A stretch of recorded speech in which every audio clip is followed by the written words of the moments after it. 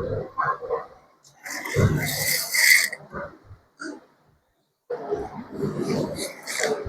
الحمد لله نحمده ونستعينه ونستغفره ونعوذ بالله من شرور أنفسنا ومن سيئات أعمالنا من يهده الله فلا مضل له ومن يضلله فلا هادي له وأشهد أن لا إله إلا الله وحده لا شريك له وأشهد أن محمدا عبده ورسوله يا أيها الذين آمنوا اتقوا الله حق تقاته ولا تموتن إلا وأنتم مسلمون يا أيها الناس اتقوا ربكم الذي خلقكم من نفس واحدة وخلق منها زوجها وبث منهما رجالا كثيرا ونساء واتقوا الله الذي تساءلون به والأرحام إن الله كان عليكم رقيبا يا أيها الذين آمنوا اتقوا الله وقولوا قولا سديدا يصلح لكم أعمالكم ويغفر لكم ذنوبكم ومن يطع الله ورسوله فقد فاز فوزا عظيما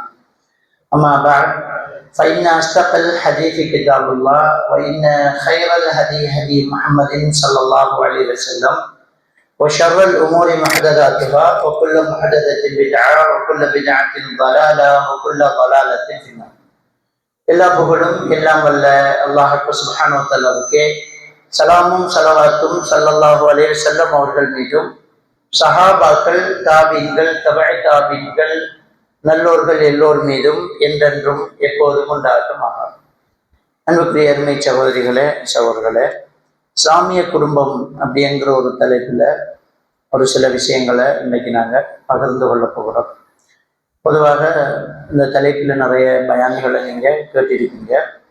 ஒரு இஸ்லாமிய குடும்பத்தில் ஒரு கணவன் மனைவி எப்படி இருக்கணும், குழந்தைகளை எப்படி வளர்க்கணும், வீட்டில் தொழுகையினுடைய சூழல், இதெல்லாம் சொல்லியிருப்பாங்க. இன்னைக்கு நாங்கள் கொஞ்சம் வித்தியாசமாக ஒரு இஸ்லாமிய குடும்பத்தில் ஏற்படக்கூடிய பிரச்சனைகள், அதுக்கு காரணம் என்ன, ஏற்பட்டுட்டால் அந்த பிரச்சனையை எப்படி நம்ம சரியாக்குறது, அதைத்தான் நாங்கள் இன்றைக்கி பார்க்க போகிறோம்.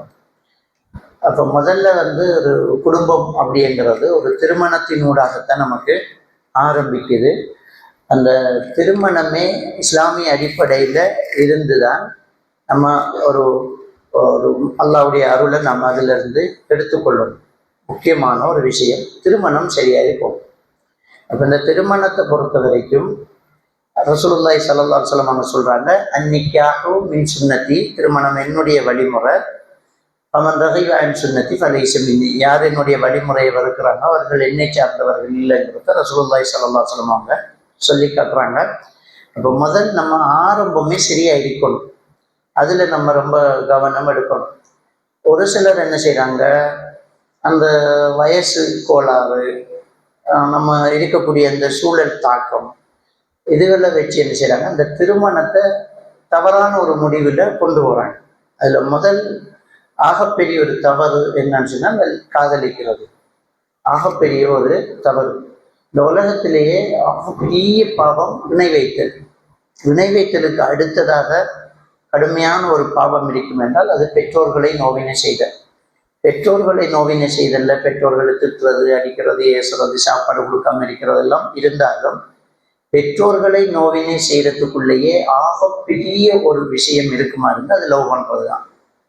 ஏன்னு சொன்னால் பாருங்க, ஒரு ஒரு சும்மா ஒரு பிள்ளைக்கு வயசு 20 வயசுன்னு சொன்னால் பெற்றோர்கள் அதுக்கு வச்ச அன்புக்கு வயசு 21, வயிற்றில் ஒரு வருஷம்.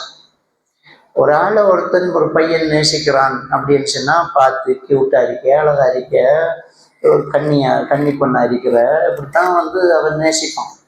ஆனால் ஒரு பெற்றோர் நேசிக்கிறது ஆளே தெரியாமல் வயிற்றில் குழந்தவனா ஆம்பளை பிள்ளையா பெண் பிள்ளையா, நல்லதா கெட்டதா, கருப்பா சிவப்பா, ஊனமா கூடா செவிடா எதுவுமே தெரியாது. எதுவாக இருந்தாலும் என் பிள்ளை அப்படித்தான் நேசிக்கிறாங்க. அதுக்காக செத்து கொலைச்சி, அதுக்காக இடுப்பு வலி தாங்கி, அதுக்காக வேண்டி மாத்திரை சாப்பிட்டு ஒரு தாய் வயிற்றில் சுமக்கிறாங்க, ஒரு தகப்பன் தலையில் சுமக்கிறாங்க.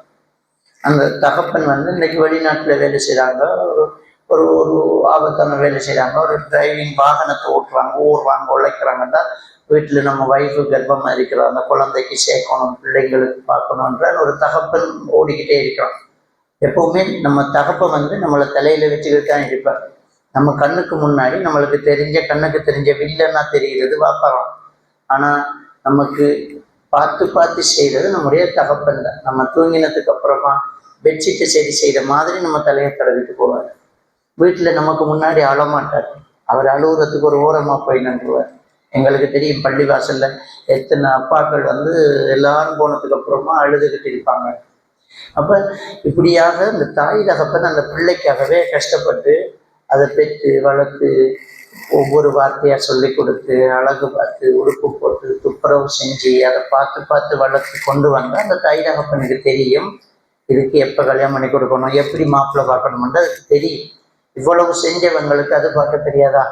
பெருமானா ஸல்லல்லாஹு அலைஹி வஸல்லம் சொல்றாங்க, லா நிக்காஹ இல்லா பி வலி, ஒலி இல்லாம திருமணம் இல்லை, செல்லுபடியாகாதுங்கிறாங்க. ஒரு பெண்ணு கல்யாணம் பண்றதா அவருக்கு சம்மதம் தெரிவித்து அதை நடத்தி வைக்கிறது தகப்பனா இருக்கணும். ஒலிகாரம் தகப்பன் இல்லாத பட்சத்துல அவங்கள பராமரிக்கிற ஒரு ஆண்மகன் தான் அதை செய்யணும். அப்படி இல்லாட்டி அது திருமணம் கிடையாது. ஆணை பொறுத்த வரைக்கும் அல்லாஹ் தஆலா திருக்குர்ஆன்ல சொல்ல அர்ரிஜாலு கவ்வாமுன் அலா நிஸா, ஆண் தான் பெண்களை நிர்வாகம் செய்தவர் அப்படிங்கிறதுனால ஆணுக்கு ஒலி சொல்றது இல்லை.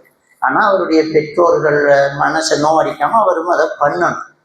அப்ப இப்படித்தான் நம்ம ஒரு கல்யாணம் பண்ணணும். ஒரு பெண்ணுக்கு விருப்பம் இல்லாம ஒரு தகப்பன் திருமணம் முடிச்சு கொடுக்க கூடாது. கொடுத்து அந்த திருமணத்தை அந்த பெண்ணு விரும்பினத்தான் வாழ்றது, இல்லாட்டி அதை தூக்கி போடலாம்ங்கிறது நபிகள் நாயகம் ஸல்லல்லாஹு அலைஹி வஸல்லம் அவர்கள் சொன்ன செய்தி முஸ்லீமில் பதிவாக இருக்கக்கூடிய ஒரு ஹதீஸ்.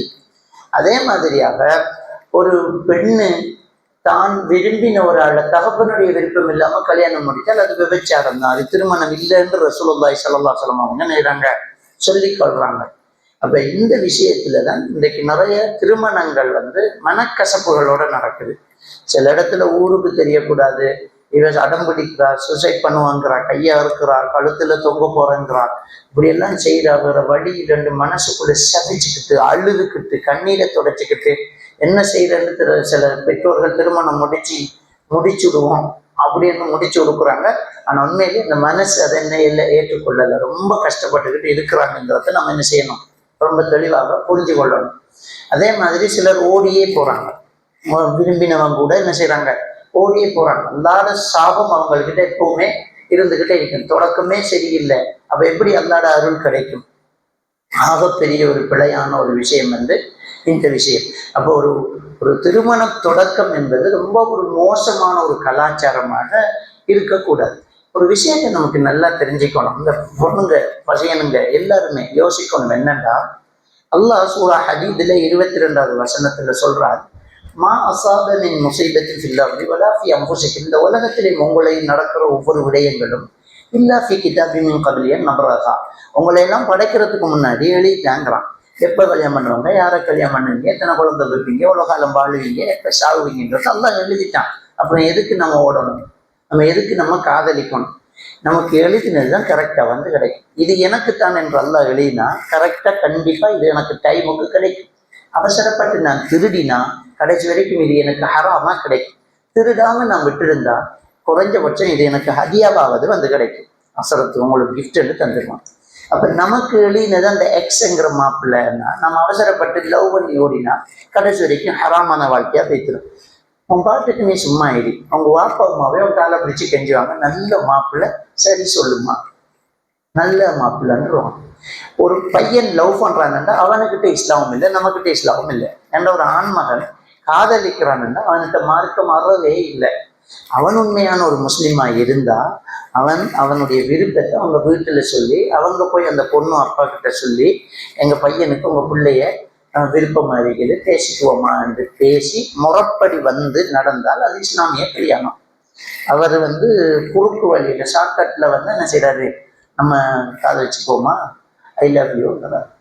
அப்ப இப்படி சொல்ற நேரம் இந்த பொண்ணு மனசை கெடுக்கிற நேரத்துல பொதுவாக இந்த பிள்ளைகள் என்ன செய்யல, போய் பாப்பா உமா கிட்ட சேவ் பண்றது குறைவு. அந்த அம்மா கிட்ட சேவ் பண்ணணும், ஒரு ஃப்ரெண்டு கிட்ட சேவ் பண்ணணும். ஃப்ரெண்டு எப்படிப்பட்டவங்களா இருப்பாங்க தெரியுமா? இதனுடைய அடுத்த கட்டம் எப்படி இருக்குன்னு பார்க்கணும், அடுத்த எபிசோட் பார்க்கணுங்கிற அவங்க பிரச்சனையே. சொல்லு சரி என்று சொல்லு, என்ன சொல்றான்னு பார்ப்போம், நம்பரை கொடு அப்படின்னு அவங்க என்ன செய்வாங்க, நம்மளை மூட்டி விட பார்ப்பாங்க. ரசூலுல்லாஹி ஸல்லல்லாஹு அலைஹி வஸல்லம் சொல்றாங்க, அல் மர்உ அலா தீனி கலீலிஹி ஃபல்யன்துர் மை யுகாலிலுஹு. ஒரு மனிதன் தான் நெருங்கி பழகும் நெருக்கமான ஒரு ஆளுடைய கொள்கைக்குள்ள வந்துருவாரு, யாரோட பழகிறார் என்று பார்த்து பழகட்டும்னு நாங்கள் சொல்லலாம். அப்ப நல்ல நட்பு அங்க இல்லாட்டி இந்த பிள்ளை மாட்டிக்குது. இப்படியே இந்த இந்த விவகாரம் போகுது. இது பெரிய ஒரு அநியாயம், தவறு. இந்த தவறு செய்யக்கூடியவர்கள் ஒரு ஒரு ஒரு வேலை பார்க்குறாங்க. இந்த லவ் பண்றவங்க நல்லா தெரியும், எப்படியோ வீட்டுக்கு தெரிய வந்தா இவங்களுக்கு பிரச்சனை வரும். அப்படி தெரிய வரும்போது நம்மளை விட்டு வழுகாம இருக்கிறதுக்கு அவங்க ஒரு லவ் கொண்டு போடுவாங்க. என்ன லவ் போடுவாங்கன்னா, என்னமோ பெரிய இறை பக்தி உள்ளவங்க மாதிரி ஒரு சத்தியம் வாங்கியிருப்பாங்க. இந்த உம்மா பாப்பா எல்லாரும் எதிர்த்தாலும் அம்மா மீதானையாக என்ன கைவிட மாட்டேன்னு சொல்ல சத்தியம் பண்ணிக்குவாங்க. இவங்களும் சத்தியம் கொடுத்துருவாங்க. இப்ப இவங்க சத்தியத்தை பாதுகாக்கிறாங்க. ஒரு ஹராமான சத்தியத்தை இவங்க பாதுகாக்கிறாங்க. அப்படி சத்தியத்தை நிறைவேற்றுறதும் தப்பு. நீங்க அப்படி ஒரு 1000 கோடி தடவை சத்தியம் பண்ணாலும் அந்த சத்தியத்தை நிறைவேற்றினாக்கா உங்களுக்கு பாவம். அந்த சத்தியத்தை ஒட்டிச்சு அல்லாஹ் நன்மை தரலாம்.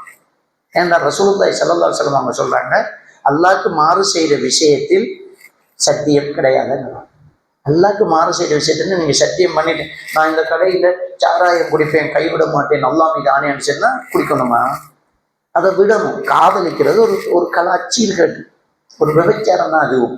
ஒரு ஆணும் பெண்ணும் தனித்திருந்தால் 3வது ஷைத்தான். 33வது அத்தியாயத்தினுடைய 32வது வசனத்தில் அல்லாஹ் தஆலா சொல்றான், வலா தஹ்பான பில் கௌல், பெண்களை அந்நியர்களிடம் நீங்கள் குலைந்து குலைந்து பேச வேண்டாம் என்கிறான். வலா தபர்ருஜ்ன தபர்ருஜல் ஜாஹிலியா, நீங்க ஜாஹிலிய காலத்துல வெளியிறங்கின மாதிரி வெளியிறங்க வேண்டாம்ங்கிறான். அப்ப நம்ம எப்படி அது பேசுறது, அது தப்பு அப்படிங்கிறது நம்ம என்ன செய்யணும், தெளிவாக வழங்கி அதை விடணும். அப்ப அவங்க லவ் போட்டு இருக்காங்க. லவ் அல்லாஹ் மீதானியா விட மாட்டோன்னு நான் சத்தியத்தோடு சொல்லிட்டேன், நான் எப்படி அவருக்கு மாறு செய்யறது? அவர் பாவமே. என்ன பாவம்? இவ்வளவு பெரிய அநியாயம் பண்ணவன் மேல உனக்கு பாவம் வருது. உன்னை பெற்று வளர்த்த தாய் தாப்ப மேல உனக்கு பாவம் வரலையா? அவங்க எவ்வளவு அவமானப்பட்டு போவாங்க. தலை நிமிந்து உங்க வாப்பாக்கு பள்ளிக்கு போக முடியுமா? அவங்க உமாக்கு ஏதாவது ஒரு குடும்பத்துல போய் ஒரு விஷயத்த பஞ்சாயத்து பண்ண முடியுமா? பேச முடியுமா? நடைப்புறமா வாழ்ந்துகிட்டே இருப்பாங்க. தற்கொலை செய்யறது மட்டும் அனுமதியா இருந்தா எப்போவோ செத்து தொலைஞ்சிருப்பாங்க. இப்படிப்பட்ட ஒரு கஷ்டமான ஒரு சூழ்நிலையில நம்மளை பெற்று வளர்த்து ஆளாக்கி நமக்கு தீமூத்திரம் கழுவி நம்மளை குடுப்பு போட்டு நம்மளை இவ்வளவு கஷ்டப்பட்டு இவ்வளவு ஆளாக்கின அந்த பெற்றோர்களுக்கு நம்ம ஒரு பிரதி உபகாரம் செய்யாட்டியும் நம்மளால அவங்களுக்கு எந்த பிரச்சனையும் வராம வாழ்ந்துட்டு போகலாம் இல்லை. ஆனா நம்ம செய்யக்கூடியது ரொம்ப பெரிய ஒரு அநியாயம். யாரும் செய்ய முடியாத ஒரு அநியாயத்தை தான் நம்ம செஞ்சுட்டோம். ஒரு நாள் விருந்து போட்டாலே பார்க்குற இடத்துல நன்றி சொல்றோம். ஒரு நாள் விருந்து போட்டதுக்கு நல்லா இருக்கிறீங்களா, எப்படி இருக்கிறீங்க, என் வீட்டுக்கு வாங்கலேன் வந்து நம்ம சொல்றோம். ஒரு நாள் விருந்துக்கே இவ்வளவு பிரதி உபகாரம் செய்ய பார்க்குறோமே. நம்மளை வயிற்றுல வச்சு சுமந்து நம்மளை பெக்கும் போது செத்து தலையை திறந்து கூட நம்முடைய தாய் ரோட்டுக்கு போக மாட்டான். தலையை திறந்துக்கு போவாங்களா? ஒரு ஆம்பளைக்கிட்ட தனியா நின்று பேசுவாங்களா? இல்லை. ஆனா நம்மளை பெற்றெடுக்கிறதுக்காக எவனோ ஒரு டாக்டருக்கு முன்னாடி தன்னுடைய முழு உடம்பையும் காட்டிக்கிட்டு மனசால செத்துக்கிட்டு இருப்பான். உடல் வலி வேற, மன வலி வேற. இவ்வளவு கஷ்டப்பட்டதே இந்த பிள்ளைக்காகத்தான். இவ்வளவு கஷ்டப்பட்ட அந்த பிள்ளையை பெற்று எடுத்து வளர்த்தா இந்த பிள்ளை செய்யக்கூடிய பிரதி உபகாரம் எவனையோ லவ் பண்ணிக்கிட்டு ஓடுறது. அப்ப இது எவ்வளவு பெரிய ஒரு அநியாயம், துரோகம். எல்லாம் மன்னிப்பானா? எல்லாம் மன்னிப்பானா? இந்த அநீதிக்கு எல்லாம் தண்டனை தருவானா இல்லையா? சிந்திச்சு பாருங்க. இன்னொருத்தன்ட்ட வாங்கிட்டு திருப்பி கொடுக்காத கடனுக்கே கபூர்ல அவருக்கு நிம்மதி இருக்காதுங்கிற சொல்லலாம்.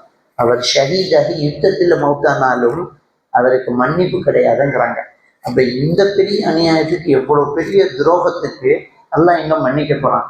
சிந்திச்சு பாருங்க. அப்ப இது அவ்வளவு பெரிய துரோகம். இந்த விஷயம் ரொம்ப கவனமாக இருக்கும். அது ரொம்ப பெரியது. நமக்காக 2 மணி நேரம் உனக்காக காத்துட்டு இருந்தேன், விடிய விடிய உனக்காக வெயிட் பண்ணிட்டு இருந்தேன், உனக்காக நான் அப்படி செஞ்சேன் இப்படி செஞ்சோம். ஐயோ நம்ம சாகுறோமே. நமக்காக செத்து பொழைச்சி நமக்காக எத்தனை நாள் கண் விழிச்ச ஒன்று தாய் தாப்பன் நம்ம எப்பயாவது சொல்லியிருப்பாங்களா? ஏண்டி உனக்காக நான் எத்தனை நாள் கண் விழிச்சுக்கான சொல்லியிருப்பாங்களா? சொல்ல மாட்டாங்க. ஆனா கண்டிப்பா கண் விழிச்சிருப்பாங்க. சின்ன ஒரு ஜுரம் வந்தாலே நம்ம பக்கத்திலே இருந்துக்கிட்டு ஒரு ஈர துணியால பொத்தி பொத்தி கட்டி தொட்டு பார்த்து, நெத்தியை தொட்டு பார்த்து, உடம்ப தொட்டு பார்த்து, உசுப்பி பார்த்து, விடியட்டும் ஹாஸ்பிட்டல் போகணும் விடிய மாட்டேங்கிறேன் அங்கே ஓடி இங்கே ஓடி, அம்மா ஒரு பக்கம் பாப்பா ஒரு பக்கம் அந்த பிள்ளைய பார்த்து பார்த்து பார்த்து பார்த்து அழுதுகிட்டே இருப்பாங்க. பசிக்காது. சாப்பாடு இருக்கும், அந்த தாய்க்கு பசிக்காது. அங்கே இருக்கிறவங்க சொல்லுவாங்க, ஏண்டிமா சாப்பிடுமா, நீ தாய்ப்பால் கொடுக்கணும், அதுக்காகவாவது சாப்பிடணும்னு ரசிக்காம அப்படியே போட்டு விழிங்க, பிள்ளைக்கு தாய்ப்பால் கொடுக்கணுங்கிறதுக்காக ஏதாவது சாப்பிட்டு உட்காருவாங்க. அப்படிப்பட்ட தாய் தகப்பனை செய்த துரோகம் இவ்வளவு பெரிய ஒரு அநியாயம். மகத்தானத்து பிறகு அழுது என்ன பலன்? நம்முடைய தாயின் தகப்பன்னு நம்மளை விட்டு மரணிச்சது பிறகு மனசை நோவடிச்சிட்டேனே, அழகிச்சிட்டேனே, இப்படி மனசை நோவடிச்சிட்டேனே, முகத்திலேயே பேசிட்டேனே, என்ன பலன்? உயிரோடு இருக்கும்போது நம்ம செய்யக்கூடிய அந்த கண்ணியத்தை செய்யாம என்ன பலன்? அல்லாஹ் தஆலா திருக்குர்ஆன்ல 2 விஷயத்தை சேர்த்து சேர்த்து சொல்லுவான். தொழுகையை சொன்னா ஜகாத்தை சொல்லுவான். அப்பயும் சொன்னா வாத்து சக்காமா. அல்லாவுக்கு கட்டுப்பாடுண்டா ரசூலுல்லாஹ்வுக்கு கட்டுப்படமா. நன்மை ஏவுண்டா தீமையை தரமா. அல்லாஹ்வை வணங்கு என்றால் அடுத்தது என்ன சொல்லுவான் தெரியுமா? பெற்றோர்களிடம் நல்ல முறையில் நடந்து கொள்ளணுமா. வகதா ரப்புக அல்லா தஅபுது இல்லா இய்யாஹு வபில்வாலிதைனி இஹ்சானாங்கிறான். அல்லாஹ்வுக்கு இணை வைக்கக்கூடாது, அல்லாஹ்வை மட்டும்தான் வணங்கணும்னு சொல்லிட்டு அடுத்தது என்ன சொல்லுவான் தெரியுமா? பெற்றோர்களிடம் நல்ல முறையில நடந்துக்கணுமா. வஷ்குர்லி வலிவாலிதைக்குங்கிறான். எனக்கு நன்றி செலுத்து. அடுத்த கையோட உன் பெற்றோர்களுக்கு நன்றி செலுத்துங்கிறான். அல்லாவோட சேர்த்து அடுத்தது பெற்றோர்கள் தான். இதான் நபிகள் நாயகம் ஸல்லல்லாஹு அலைஹி வஸல்லம் சொல்றாங்க, அல்லாஹ் ரசூலுக்கு அடுத்தபடி இந்த உலகத்தில் யார் மேல நான் நட்பு வைக்க வேண்டும் என்று கேட்டதுக்கு உன் தாய் கிட்ட இருப்பான். அடுத்தது யாரு? உன் தாய் மேல. அடுத்தது யாரு? உன் தாய் மேல. அடுத்தது யாரு? உன் தகப்பன் மேலேங்கிறான். 3 வாட்டி தாய்ன்னா அவ்வளவோ அவ கஷ்டப்படுறான். 4வது தான் பாப்பான். அவ்வளவுக்கு நமக்கு நெருக்கம் வைக்க வேண்டிய இந்த உறவை மட்டும் தூக்கி எறிஞ்சிட்டு எவனோ ஒருத்தனுக்கு ஓடி போறோமே, அவன் நாளைக்கு இன்னொரு பொண்ணை கண்டா போயிட்டே இருப்பான். நீ கணக்கே கிடையாது. இன்னொரு வாய்ப்பு கிடைச்சா மாறிடுவான். எத்தனையோ ஓடி போனவங்க அந்த அழுதிருக்கிறாங்க. என் புருஷனுக்காக நான் குடும்பத்தை விட்டு ஓடி வந்துட்டேன், இப்ப பார்த்தா ஒரு பெண்ணோட தொடர்பு அடிக்கான் அஜரத்துமாங்க. நான் சொன்னேன், இது அல்லாஹ் அவனை தந்த தண்டனை. இதை விட 1000 மடங்கு அழுதிருப்பாங்க உங்க உமா அப்பா. இப்ப நீ அழுகுறையே, இது உனக்கு தண்டனைமான்றுவேன். நான் கவுன்சிலிங் பண்றதுக்கு முன்னாடி இப்படி ஒரு கேஸ் வந்தால் நான் பழி வாங்கி பேசி போட்டு தான் அடுத்த கட்டம் போறேன். என்னால் அதை ஜீரணிக்க முடியாது. இவ்வளவு பெரிய துரோகம் தெரியுமா? இது போக இன்னைக்கு இருக்கக்கூடிய கலாச்சாரம் என்னன்னா, அந்நிய ஆண்களை நேசிக்கிறது. சுப்ஹானல்லாஹ். எவ்வளவு பெரிய சூரா முஜாதலா 22வது வசனத்தில் அல்லாஹ் தஆலா சொல்றான், நபியே, அல்லாஹ்வையும் அல்லாஹ்வுடைய தூதரையும் நேசிக்கக்கூடிய யாரும் அல்லாஹ்வையும் அல்லாஹ்வுடைய தூதரையும் நேசிக்காத ஏற்றுக்கொள்ளாதவர்களை நேசகர்களாக எடுக்க மாட்டார்கள் அப்படிங்கிறான். அல்லாஹ்வை நேசிக்கிறவங்க அல்லாஹ்வை ஏற்றுக்கொள்ளாத காவிர்களை நேசகர்களாக எடுத்துக்க மாட்டாங்களாம். அது அவர்களுடைய பெற்றோர்களாக இருந்தாலும் சரி, இஸ்லாத்துக்கு வராத பெற்றோர்களாக இருந்தாலும் இங்க வைக்க மாட்டாங்க, அவ்வளவுதான். அவர்களுடைய பிள்ளைகளாக இருந்தாலும் சரி, அவர்களுடைய சகோதரர்களாக இருந்தாலும் சரி, நெருங்கின உறவினர்களாக இருந்தாலும் சரி, யாரோ எடுக்க மாட்டாங்க. அப்ப உறவுக்காரனா இருந்தாலும் அல்லாஹ்வை விரும்பாதவனை இங்க வைக்க கூடாதுன்றா. அந்நியனை போட்டு இங்க வைக்கலாமா? அவனை விரும்பலாமா? தாய் தகப்பனை திட்டுறவனை கூப்பிட்டு டீ ஊற்றி கொடுப்போமா? நம்ம காப்பி கொடுப்போமா? அல்லாஹ் ரசூலை ஏற்றுக்கொள்ளாதவனை எப்படி வாழ்க்கை துணை ஏற்றுக்க முடியும்? நல்லா இருக்குமா? எப்படி? இந்த உடம்பு ஊனம் உள்ளது. ஒரு நாள் பல்லு தட்டி அடுத்த நாள் பக்கத்துல இருக்க முடியாது. இந்த உடம்பு போய் இந்த அல்லாஹ் தஆலா 2வது அத்தியாயத்தினுடைய 221வது வசனத்துல சொல்றான், எந்த ஒரு மூமினான பெண்ணும் முஷ்ரிக்கான ஆணை திருமணம் முடிக்க வேண்டாம். அவன் உன்னை ஆச்சரியப்படுத்தக்கூடியவனாக இருந்தாலும் சரி, அப்படின்னா அழகு, அந்தஸ்து, கௌரவம், பதவி என்று உன்னை ஆச்சரியப்படுத்தும் ஒரு பெரிய லெவல்ல இருந்தாலும் சரி, அவனை கல்யாணம் பண்ணாத. அவனை விட ஒரு அடிமையா இருக்கக்கூடிய ஒரு முஸ்லிம் உனக்கு சிறந்தவன். நீ பாருங்க 2வது அத்தியாயத்தினுடைய 221வது வசனம். அப்ப இதெல்லாம் கூடாது. அப்ப முஸ்லிமை லவ் பண்ணாலே ஹராம், காபிரை லவ் பண்ணா முடிஞ்சு வச்சு நம்மளும் காபிர் தான். ஏனென்றால் அல்லாஹ் தஆலா சூரத்து நூர்ல 24வது அத்தியாயத்தினுடைய 3வது வசனத்துல என்ன சொல்றான் தெரியுமா? ஒரு இணை வைக்கக்கூடிய ஒருத்தனை யாரு கல்யாணம் பண்ணுவான்டா? இன்னொரு இணை வைக்கக்கூடிய ஒரு விபச்சாரம் செய்யக்கூடிய பெண்ணுதான்.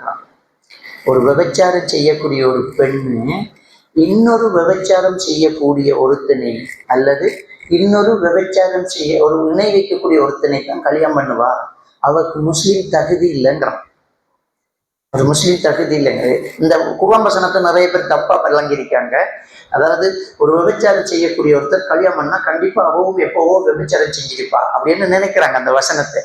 ஒரு விபச்சாரம் செய்யக்கூடிய ஒரு ஆண் கல்யாணம் முடிச்சா அந்த பெண்ணு எங்கேயோ ஒரு நாள் விபச்சாரம் செஞ்சிருப்பா அப்படின்னு இந்த வசனத்தை தப்பா நினைக்கிறாங்க. சூரத்து நூஹினுடைய 3வது வசனத்தை. அது தப்பான மொழிபெயர்ப்பு. அதுல அல்லாஹ் என்ன சொல்றான்டா, அடுக்காது. அதாவது விபச்சாரம் செய்யக்கூடிய ஒரு ஆணை உங்களுக்கு கல்யாணம் பண்ண முடியாது. நீங்க ஒரு முஸ்லீமா இருந்தா நீங்க ஒரு முஸ்லிமான ஒரு ஆணைத்தான் கல்யாணம் பண்ணணும். விபச்சாரம் செய்யக்கூடியவன இணை வைக்கக்கூடியவனை கல்யாணம் பண்ணாதீங்க. அதுக்கு இன்னொரு விபச்சாரம் செய்யக்கூடியவள் இருப்பாள், இன்னொரு இணை வைக்கிறவள் இருப்பாள், உங்களுக்கு வேணாம். அதைத்தான் அந்த வசனம் சொல்லுது. அப்ப அந்த வசனத்தின்படி ஒரு முஷ்ரிக்கான ஒரு இணை வைப்பாளனை கல்யாணம் முடிச்சா நம்ம இணை வைப்பு நிலைக்கு வந்துடும், விபச்சாரி நிலைக்கு வந்துடும், முஸ்லீம் ஆயிருக்க தகுதி இல்லை. அப்ப அது ஹராம், திட்டத்தெளிவான ஹராம். சில சொல்றாங்க காதலுக்கு மதம் இல்லை, அவர் மார்க்கம், நம்ம மார்க்கம் என்று இருக்க முடியாது. நீ ஓ மார்க்கத்தில் இருந்துட்டு அவனோட வாழ்ந்தா நீ விபச்சாரம் பண்ற. விபச்சாரம் பண்ணக்கூடியவனை பற்றி ஸல்லல்லாஹு அலைஹி வஸல்லம் அவங்க சொல்றாங்க, எந்த ஒரு விபச்சாரி வலா யகூனு ஸானி முஃமினன், அவன் மூமினாக இருக்க முடியாது. ஹீன யஸ்னி, அவன் ஜானி விபச்சாரம் செய்யக்கூடிய நிலையில மூமினா இருக்க முடியாது. ஒரு விபச்சாரம் செய்யக்கூடிய ஒரு பெண் மூமினாவாக இருக்க முடியாது. அவளை விட்டு ஒரு பறவை வடிவத்தில் ஈமான் வெளியாயிடும். உயிர் போனா மட்டும் நான் காவிரா பேசுவேன். நம்ம அப்ப ஒரு அந்நிய ஒரு ஆணை நம்ம திருமணம் முடிக்கலாமா? இன்னைக்கு எவ்வளவு பெண்கள் ஏமாற்றப்படுறாங்க, எவ்வளவு அநியாயம் நடந்துகிட்டு இருக்குது. அந்நிய ஆண்களோட போறாங்க. பெற்றோர்கள் நம்ம உஜாராகணும்.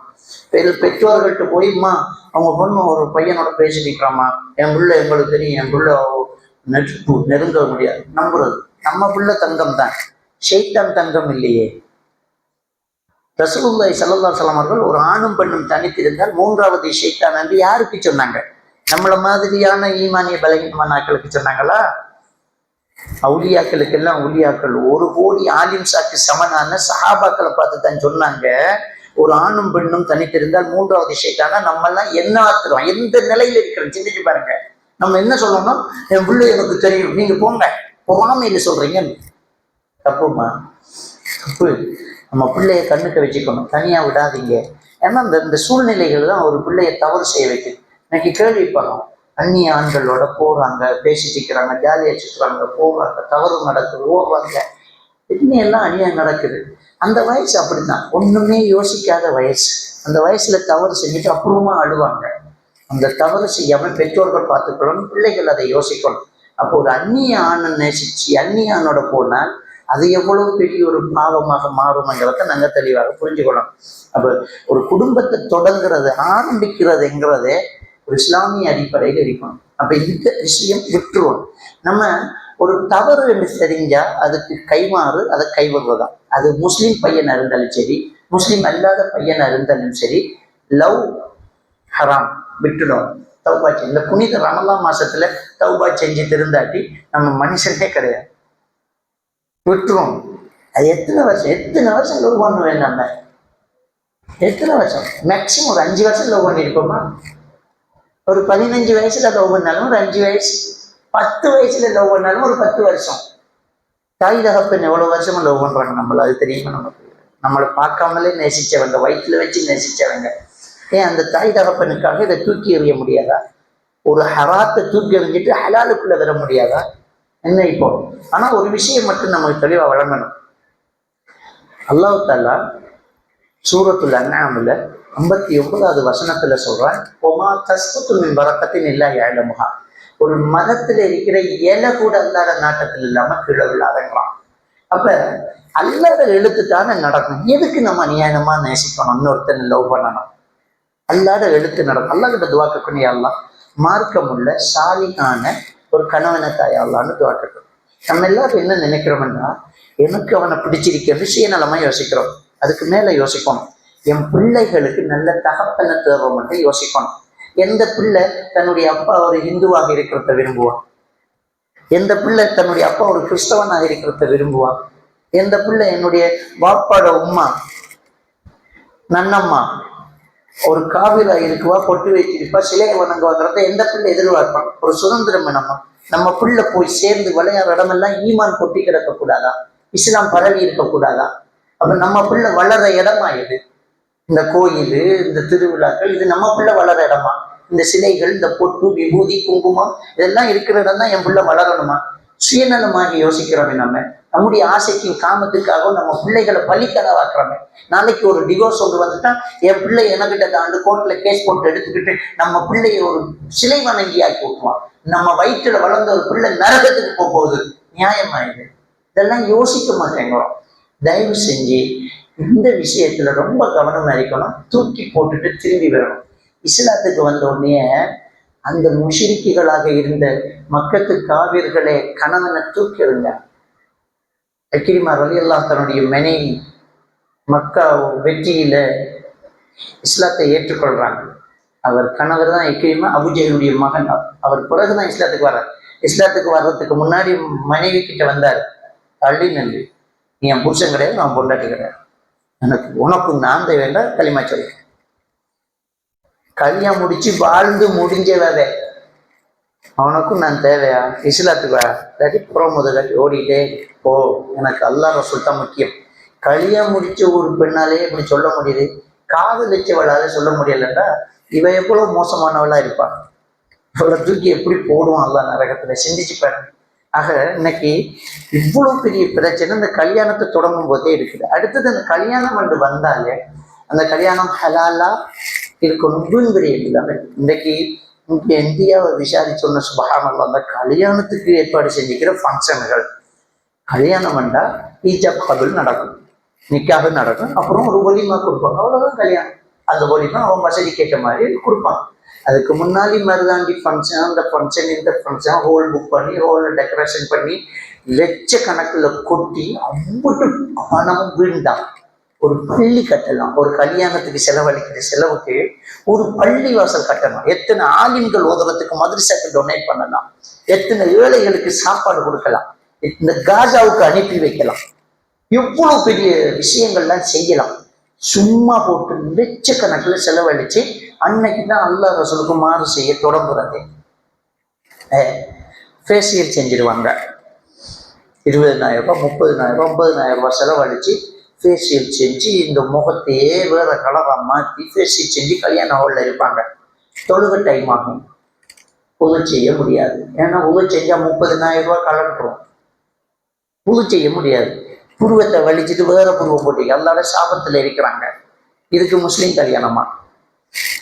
முஸ்லீம் கல்யாணம் ஹிஜாபு கட்டிக்கிட்டு தான் கல்யாணம், ஆனால் புருவம் சொந்த புருவம் இல்லை, அல்லாட சாபத்தில் இருக்கிற. வச்சு விட்டாளுக்கும் சாபம், வைக்கப்பட்டாளுக்கும் சாபம். தொழுகை இல்லை, ஏன்னா கழுவ முடியாது, இவ்வளவு லிப்ஸ்டிக் அடிச்சு கழுவலமா, தொழுகை இல்லை. இவ்வளவு நாளா தொழுகிட்டு இருந்தவள் அல்லாவுக்காக கல்யாணம் முடிச்சு இஸ்லாமிய வாழ்க்கையை தொடங்கும் போதே அல்லாவுக்கு மாறு செஞ்சாச்சு. அங்கே மாப்பிள்ளைக்கு தொழுகலை, இங்கே பொண்ணுக்கு தொழுகலை, இப்படித்தான் ஒரு கல்யாணத்துக்குள்ள நுழையணுமா? அப்போ கல்யாணத்தை ஆரம்பிக்கும் போதே பல தரப்பட்ட பிரச்சனைகளும் ஹராம்களும் நமக்குள்ள என்ன செய்யுது, வந்துடுது. அப்போ முதல்ல அந்த விஷயத்துல இருந்து நம்ம வெளியில வந்துடணும். கரெக்டா இந்த வீடு இந்த ஹோல் புக் பண்றது தேவையில்லாத ஃபங்க்ஷன், மருதவழி ஃபங்க்ஷன் வேணவே வேணாம் அப்படின்னா எனக்கு இல்லாது அப்படிங்கிற ஒரு உண்மையான ஒரு கொள்கைவாதிகளாக நம்ம இருக்கோம். அடுத்தது என்ன, ரசூலுல்லாஹி ஸல்லல்லாஹு அலைஹி வஸல்லம் அவங்க என்ன சொல்றாங்கன்னு சொன்னா, ஃபதுஃபர் பிதாத்தி தீன், திருமணத்துல மார்க்கமுள்ள சோடியை கைபிடிச்சு வெற்றி பெற்றுக்கொள், இல்லா சரிவில் எதால் இல்லைன்னா உன் கை நாசமாயிடும்ங்கிறாங்க. அப்போ ஒரு ஆண் எப்படி மார்க்கமுள்ள பெண்ணை பார்க்குறானோ அதே மாதிரி ஒரு பெண்ணும் மார்க்கமுள்ள ஒரு ஆணை பார்க்க பொறுப்பு நம்மக்கிட்ட இருக்குது. நம்ம மார்க்கம் உள்ளதென்று பார்க்கணும். இன்னைக்கு கல்யாணம் என்று வந்தாலே என்ன சம்பாதிக்கிறாருன்றத மட்டும்தான் முதல் கேள்வியாக கேட்குறாங்களே தவிர, அவன் பள்ளிவாசலுக்கு போகிறானா, கொள்கை சரியா இருக்குதா, குர்ஆன் ஹதீஸோட வாழ்க்கை இருக்குதா, ஈமான் இஸ்லாம் இருக்குதா, அதை பற்றி மட்டும் கேட்க மாட்டேங்கிறோம். இஸ்லாம் இருக்கணும், ஈமான் இருக்கணும். ஈமான் இல்லாம என்னையெல்லாம் செஞ்சுட்டு போறான், கண்டுக்க மாட்டேங்குது. அப்போ முதல் இஸ்லாம் உள்ளவனா, மார்க்கம் உள்ளவனா, 5 நேரம் தொழுகிறவனா, அல்லாஹ் பயப்படுறவனான்னு நம்ம பார்க்கணும். அப்ப அல்லாஹ்வை பயப்படலாட்டி அவன் நமக்கு எவ்வளவு பெரிய அநியாயத்தை செய்யும். அல்லாஹ்வை பயப்படாதவன் என்ன வேணும்னாலும் செஞ்சுட்டு போல, நமக்கு தெரியாது. நம்ம வீட்டுக்குள்ள இருக்கிறோம், வெளியில போய் என்னென்ன செஞ்சுக்கிட்டு வரான்னு யாருக்கு தெரியும்? அல்லாஹ்வோட பயம் இருந்தா யாருமே பார்க்காட்டியும் அவன் அல்லாஹ்வை பயப்படுவான். அல்லாஹ் என்னை பார்த்துட்டு இருக்கிறான், இதை சாப்பிடக்கூடாது, இந்த பெண்ணை தொற்றக்கூடாது, இதை பார்க்கக்கூடாது, இதை தொடக்கூடாது அப்படிங்கிற எண்ணம் ஒருத்தனுக்கு இறையாச்சத்துல இருக்கும். அப்போ முதல்ல நம்ம இறையாச்சத்தை தான் பார்க்கணும். அதோட சேர்ந்து காசு பணம் இருந்தா கஷ்டம் தான், இருந்தா கூட இல்லாம போறதுக்கு வாய்ப்பு இருக்குது. அழகு மறையும், காசு அழியும், ஆனா ஈமான் குறையாது. ஈமான்ங்கிறது நல்லா இருந்துகிட்டே இருக்கும். எடுத்து திருத்தலாம்ங்கிற யோசனை ஒரு நாளும் வரக்கூடாது. நல்ல பையனா இருக்கான், ரொம்ப சாஃப்டான ஆளா இருக்கான், வந்துடுவான், நம்ம கொள்கையை சொல்லி எப்படியோ நம்ம குர்ஆன் ஹதீஸ் வாழ்க்கைக்குள்ள கொண்டு வந்துடலாம் அப்படின்னு மட்டும் நீங்க சொல்லாதீங்க. ரசூலுல்லாஹி ஸல்லல்லாஹு அலைஹி வஸல்லம் அவர்களுக்கு சாட்சியாவே இஸ்லாத்துக்குள்ள கொண்டு வர முடியாம போச்சு. இன்னக லா தஹ்தி மன் அஹ்பப்த அல்லாஹ், நபியே நீங்க விரும்பினாலே எல்லாம் எனக்கு கொண்டு நேர் வழி காட்ட முடியாது, அல்லாஹ் நாடினா தான் நேர் வழி கிடைக்கும் அப்படின்னு. நம்ம எடுக்கல, இஸ்லாத்துக்கு வரல, எடுக்கிறோம். நம்ம கொள்கைக்குள்ள கொண்டு வரலாம். அவன் கொஞ்சம் கபூர் செய்யாரம் தான் அந்த ஃபேமிலி, நம்ம மாத்திரலாம். நல்ல பையனும் அவனும் அப்படிதான் நினைச்சு கல்யாணம் பண்ணுவான். இவ கொஞ்சம் குர்ஆன் ஹதீஸ்ங்கிறா, தௌஹீதுங்கிறாங்க, நம்ம பேசி கீசி ஜியாரத்துக்கு கூட்டி போய்க்கலான்னு அவனும் நினைச்சுக்கிட்டே இருக்கான். எந்த கயிறு எந்த மாட்டுக்கு பின்னால போறான்னு சிந்திச்சு பார்க்கணும். நம்ம ரொம்ப கவனமாக இருக்கணும். அப்ப கொள்கையில் ஒரு மாப்பிள்ளையை பார்த்து நம்ம திருமணம் முடிச்சாதான் வாழ்க்கை சரியாகும். ஏன்னா நம்ம வளரக்கூடிய குழந்தைகளும் சொர்க்கம் போறதுக்கு தகப்பன்கிட்ட இஸ்லாம் இருக்கணும். பிள்ளைகளை பாப்பா தான் என்ன செய்ய போறாரு, கைட் பண்ண போறாரு. அவங்க நமக்கு பிறக்கிற குழந்தைகளுக்கு முன்னுதாரணமே, அவங்களுக்கு ஒரு ஒரு கைடே, அவங்களுக்கு ஒரு எடுத்துக்காட்டே பாப்பா உமா தான். அந்த பாப்பாவை பார்த்தா பிள்ளைகள் தன்னுடைய ஸ்டைலை மாற்றிக்க போகுது. அப்போ பாப்பா எப்படிப்பட்டவர், மார்க்கம் வசதி இருக்கும் போகும். இன்னைக்கு ரொம்ப ரொம்ப கம்மியாக சம்பாதிக்காம பரவாயில்ல, ஈமானோட இருக்கிறானா அது போதும். காசு பணம் தேவை. இன்னைக்கு எத்தனையோ பெண்கள் ஏசி ரூம் இருக்கு, தூக்கம் பெற மாட்டேங்க. நகையெல்லாம் கழுத்து நிறைய கிடக்குது. 100 பவுன், 50 பவுன், 110 பவுன், 15 பவுன் நகை இருக்குது. என்னத்துக்கு நகை என்று கேட்குறான். கணவன்கிட்ட சரியான அன்பு இல்லாமல் எப்படி நிம்மதியாக இருக்க முடியும்ன்றான். அப்போ அந்த உண்மையான ஒரு பாசமும் நேசம் அன்பும் மார்க்கம் உள்ளவன்கிட்ட தான் வெறும் அப்படிங்கிறத நம்ம என்ன செய்யணும், தெளிவாக புரிஞ்சு கொள்ளணும். அப்போ மார்க்கம் உள்ளவரை பார்த்து நம்ம திருமணம் முடிச்சு கொள்ளணும். அதான் ரொம்ப பெரிய ஒரு முக்கியமான ஒரு விஷயமாக இருக்குது. அதுக்கு அடுத்தது இந்த குடும்ப வாழ்க்கையில ஒரு மார்க்கம் உள்ள ஒரு ஹஸ்பண்ட் அண்ட் ஒய்ஃபாக நம்ம சேர்ந்துட்டோம். அப்படி சேர்ந்து வாழும்போது நம்ம எப்படி நடந்துக்கிறோம் அப்படிங்கிற ஒரு விஷயத்துல நாங்க பார்த்தா, அல்லாஹ் தஆலா திருக்குர்ஆன்ல கணவன் மனைவி அப்படிங்கிற ஒரு விஷயத்துக்கு ஒரு உமானம் சொல்றான். குன்ன லிபாசுல்லக்கும் அன்தும் லிபாசுல்லஹுன்னங்கிறான். அவர்கள் உங்களுக்கு ஆடை, நீங்கள் அவர்களுக்கு ஆடைங்கிறான் அல்லாஹ். அவர்கள் உங்களுக்கு ஆடை, நீங்கள் அவர்களுக்கு ஆடைங்கிறான். எவ்வளவோ உதாரணங்க ஹஸ்பண்ட் அண்ட் ஒய்ஃபுக்கு எவ்வளவோ உதாரணமா இருக்கும். பூவும் தேனும் போல இருப்பாங்க, மகரத்துக்கும் பண்டும் போல இருப்பாங்க, நகமும் சதையும் போல இருப்பாங்க. எல்லாம் ஒரு உதாரணம் சொன்னா அதுல அவ்வளவு விஷயம் இருக்கும். முதல் விஷயம் என்ன, ஆடைங்கிறான். உனக்கு அவன் ஆடை, அவளுக்கு நீ, அவனுக்கு நீ ஆடை, ஆடைதான் அப்படிங்கிற உதாரணம்.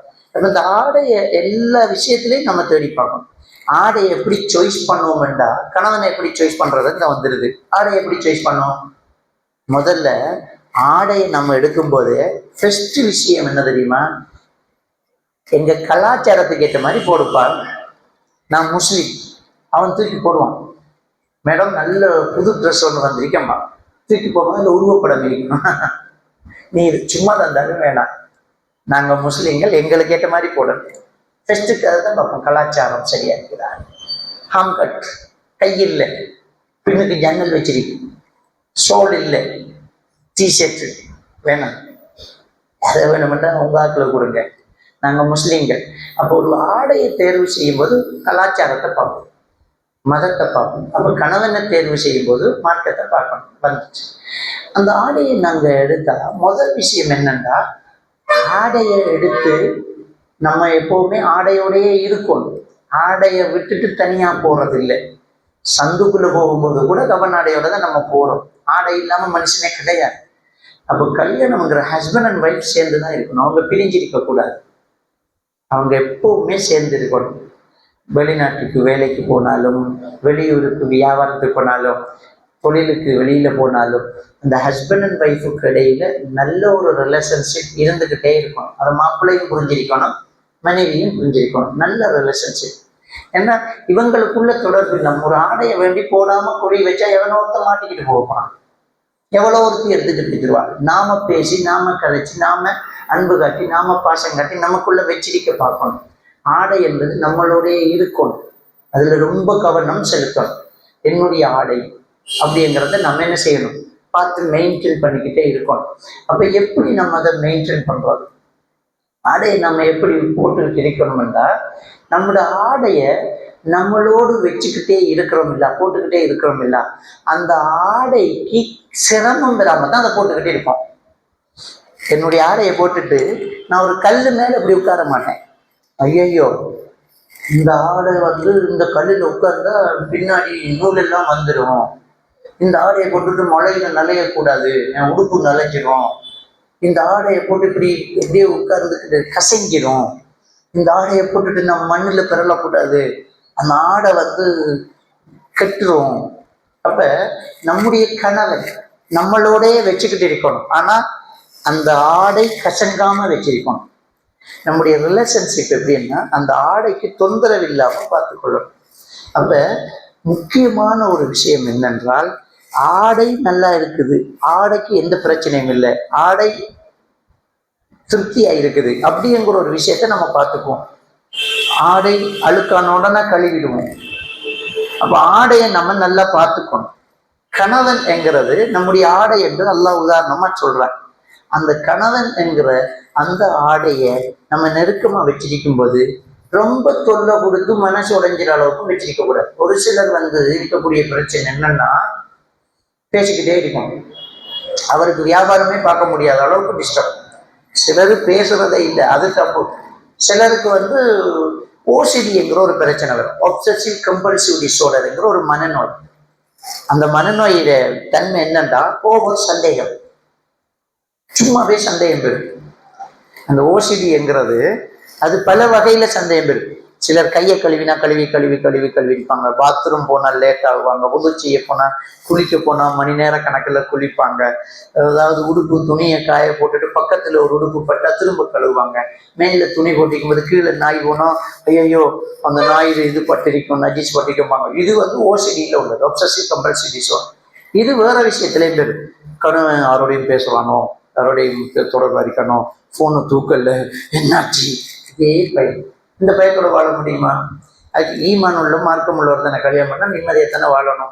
நெருக்கமா இருக்கணும், ஆடை நம்மளோட தான் இருக்கணும், ஆனா கசங்கக்கூடாது, கல்லு மேல படுக்கக்கூடாது, மண்ணில் புரளக்கூடாது. ஏன் ஆடைக்கு இது கஷ்டம் இல்லை, நான் அதை செய்ய மாட்டேன்.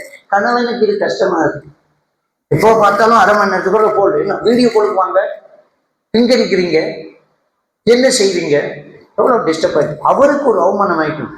ஆக்கள் எல்லாம் மிதிக்கக்கூட எல்லாரும் சிரிப்பான், கொஞ்சம் பொறுங்கடா, வைஃபுடா, வீடியோ கால் கொஞ்சம் போடுறீங்க பாரு, அதையா ஓகே வை, அவன் எல்லாம் கிண்டல் பண்ணுவான். என்னடா, அவருக்கு அது அசிங்கமாகுது, அவருக்கு அது கசங்குது, அவருக்கு அது நொந்து போகுது. அப்ப ஆடை என்கிறது உதாரணம் சொல்லப்பட்டிருக்கின்றால் அந்த ஆடையை கசங்காம பார்க்கணுங்கிறது உண்டு. நம்ம என்ன செய்யணும் வேண்டாம், நம்மளோட ஹஸ்பண்டுக்கு அன்பா பேசணும். என்ன செய்றீங்க, என்ன பண்ணுறோம், அவரும் என்ன செய்வார், ஃபோன் பண்ணுவார், பிஸ்னஸ் பார்த்துட்டு இருக்கிறேன், இன்னொரு அரை மணி நேரத்தில் எல்லாம் முடிஞ்சுன்னு நான் பேசலாம். ஓகே, அவரும் ஃபோன் பண்ணணும், ஒவ்வொரு விஷயத்தையும் ஃபோன் பண்ணிட்டே இருக்கணும், எங்கே போகிறேன், என்ன செய்கிறேன், இப்படித்தான் நடக்குது. இப்போ நான் இங்கே பயம் பண்ணிட்டு இருக்கிறது என்னுடைய வைஃபுக்கு தெரியும், ஃபோன் பண்ணியாச்சு, பயான் ஸ்டார்ட் ஆக போது போகணும். இப்போ பயானம் முடிச்சுட்டு என்ன செய்கிறீங்க, சமைச்சிங்களா, சாப்பிட்டீங்களா, என்ன நடக்குது, அப்போ பேசிக்கிட்டே இருக்கணும். ஆனால் அது டிஸ்டர்பாக இருக்கக்கூடாது. வீட்டுக்கு அம்மா இருக்கிறாங்க, அம்மாவோட பேசிட்டு இருக்கான்னு அது தெரியா, என்னோட நீ பேசிக்கிட்டு வீடியோ கால் போட்டு காட்டு, வந்தது அம்மா தானான்னு பார்ப்போம். இதுக்கு பேர் அன்பு கிடையாது. அப்படியா, சரி சரி சரி சரி, நீங்க அதை பாருங்க நான் வைக்கிறேன், அதுதான் அன்பு. ஆடை நோகாம இருக்கிறது தானே அன்பு. அப்ப ஆடை அல்ல உதாரணம் சொல்ற, அந்த விஷயத்துல நம்ம என்ன செய்யணும், ரொம்ப கவனமா இருக்கும்.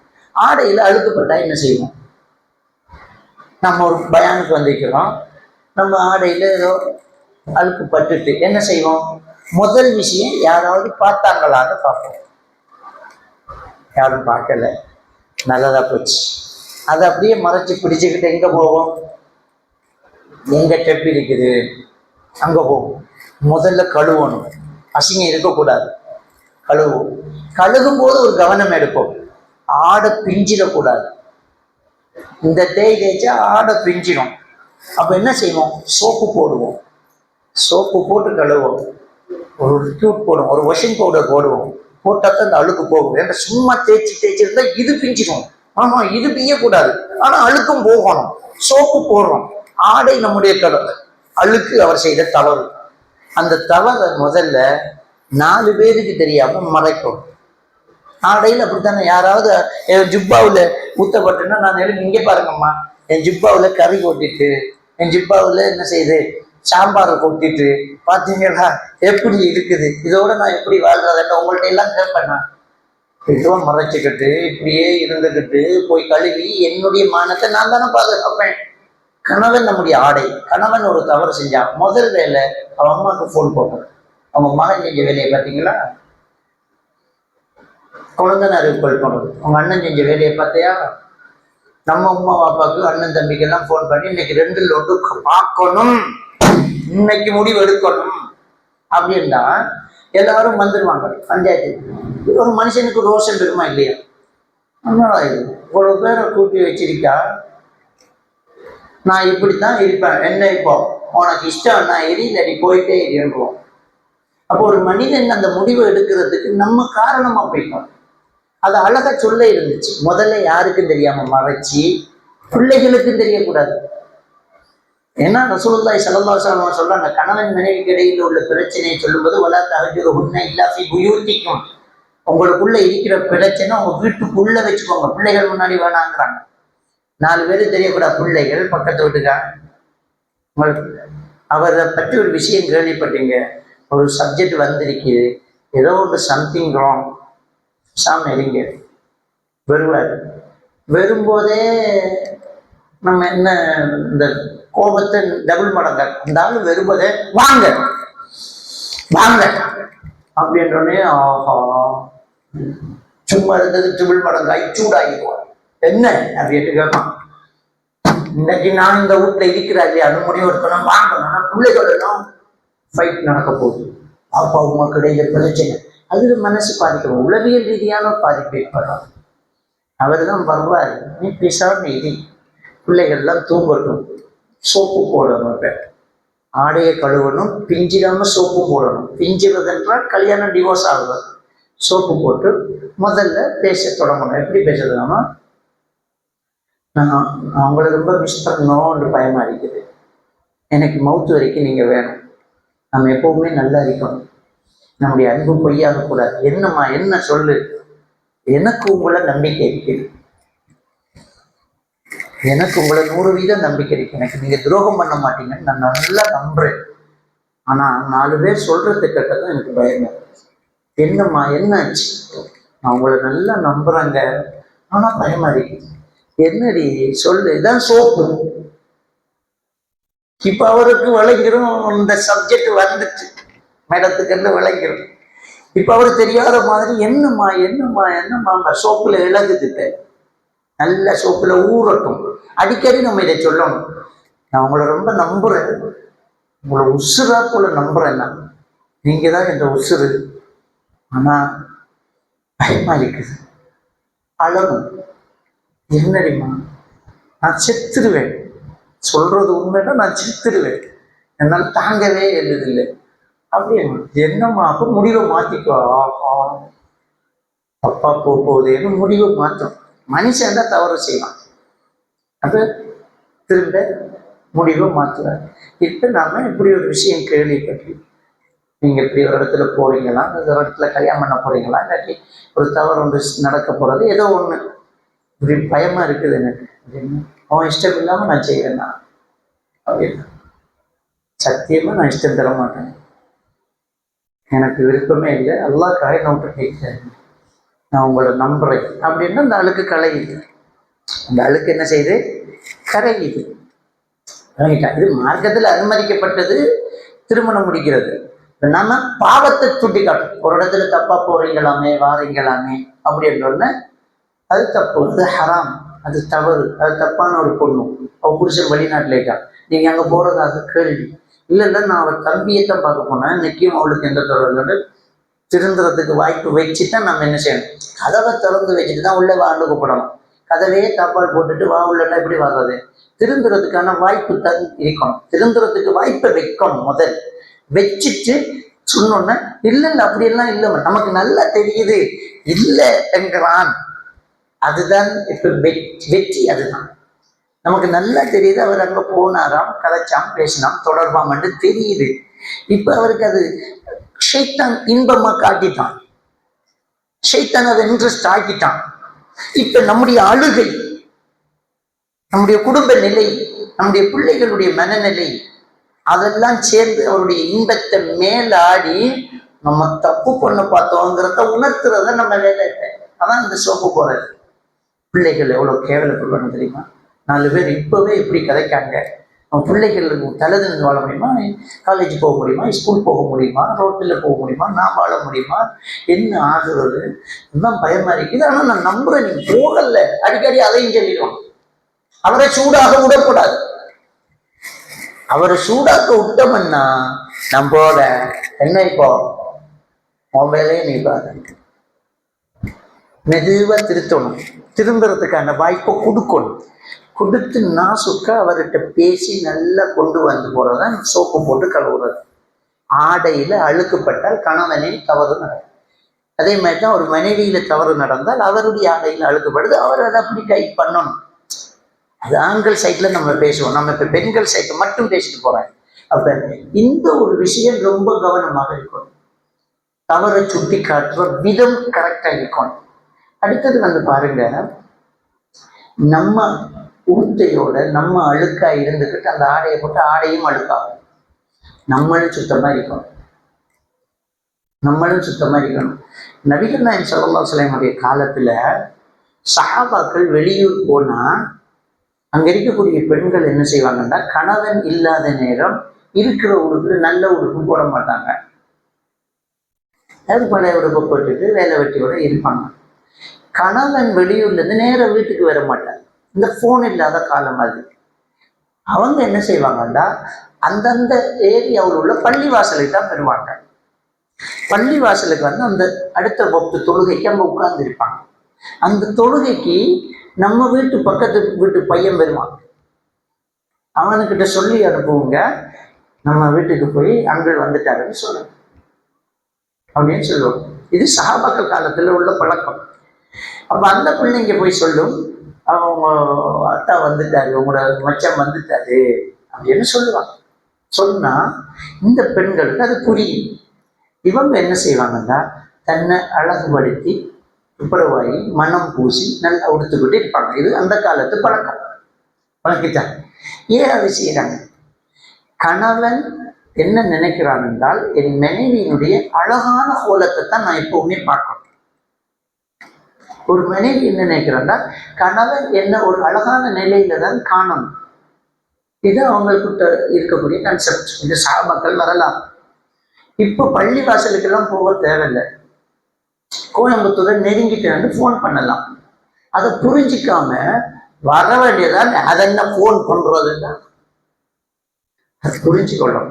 நம்ம ரெடியாகி குளிச்சு நல்லா உடுத்து மனம் பூசி, சில நேரம் நம்ம இருக்கிற ட்ரெஸ்ஸுக்குள்ள ஹஸ்பண்டுக்கு இதை போட்டு நீ குயிட்டா இருக்கிற தெரியுமா, இந்த உடுப்புல இந்த சுடிதாரில் நீ அப்படி இருக்கு அப்படின்னு அதை வச்சுக்கொள்ளணும்.